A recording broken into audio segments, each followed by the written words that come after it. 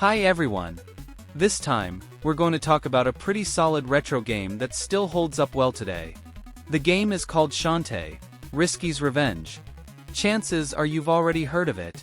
Some of you may know it but have never played it, or maybe haven't even heard of it at all.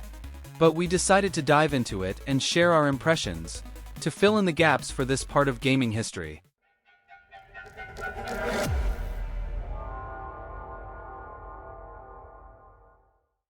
This is a vibrant and colorful platformer with Metroidvania elements, developed by WayForward. It was originally released on the Nintendo DS in 2010, as a sequel to the original Shantae for the Game Boy Color. Over time, it was ported to various platforms, including PC, iOS, and PlayStation 4, where it found new life thanks to improved graphics and performance. Risky's Revenge, the second game in the series, continues the adventures of the charming half-genie Shantae in a world of magic, pirates, and antsy RNT relics. One of the most outstanding aspects of the game is its visual presentation. The pixel art here is not just for show. It's inspired by the traditions of the 16-bit era, but still feels fresh and detailed.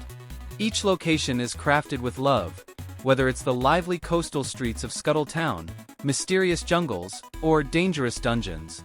The character animation is top-notch. Shantae especially stands out.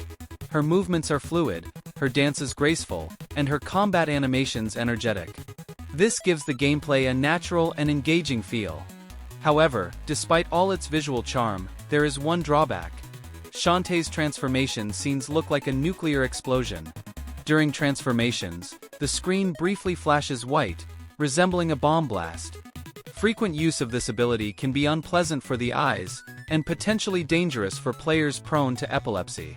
As mentioned earlier, the gameplay is a mix of classic platforming and Metroidvania exploration. Players navigate a connected world, gradually unlocking new paths using newly acquired abilities. A key mechanic is Shantae's magical dances, which allow her to transform into different creatures. A monkey to climb walls, an elephant to smash obstacles, and a mermaid to explore underwater areas.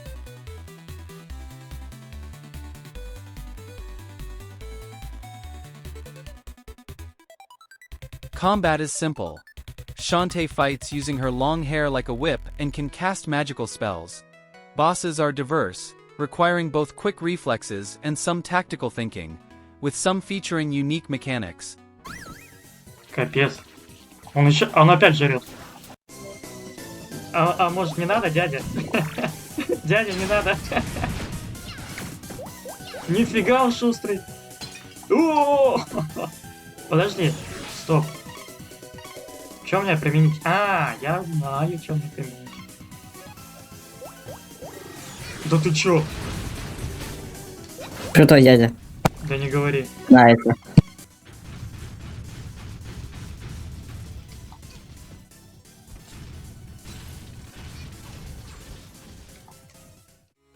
Players can follow the main story, hunt for hidden artifacts, complete side quests, and power up Shantae with found upgrades.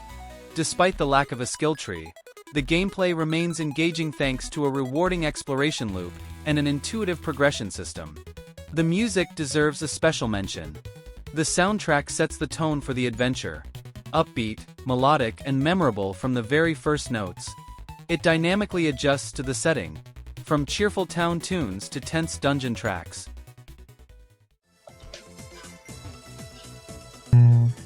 А как?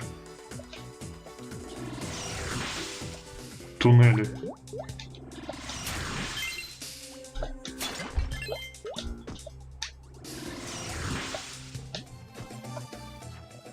Хочешь погладить меня по животу? Это к удаче.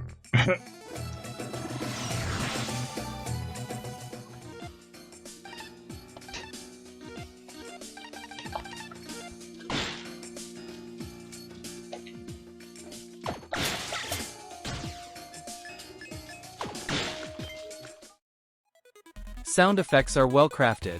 Attacks, jumps, transformations, everything sounds crisp and satisfying. Voice acting is minimal, but character sounds and exclamations add charm and enhance the atmosphere. The story continues the conflict between Shantae and her archenemy, the pirate Risky Boots. After a daring attack on Scuttle Town, Shantae embarks on a journey to collect magical seals and prevent an impending disaster. The plot doesn't aim to be epic, but is delivered with humor, lightness, and a touch of self-irony. The dialogues are witty and lively, even though they're text-based. Even minor characters have personality, from the eccentric inventor Uncle Mimic to colorful shopkeepers and other quirky locals.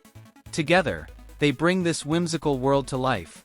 Despite its many strengths, the game does have its weak points. First is the navigation.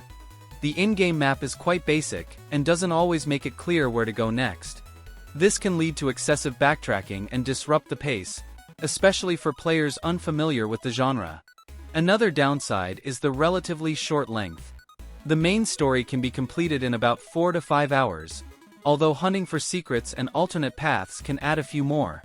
Some players may find this insufficient. All in all, this is a stylish, energetic, and genuinely fun platformer that easily wins you over with its visuals, music, and charismatic protagonist. It's perfect for fans of retro games and anyone looking for a compact but memorable adventure, especially if you're not chasing high system requirements. While the game isn't without flaws, its strengths more than make up for them. This is one of those cases where a small game leaves a big impression. That's the end of the review.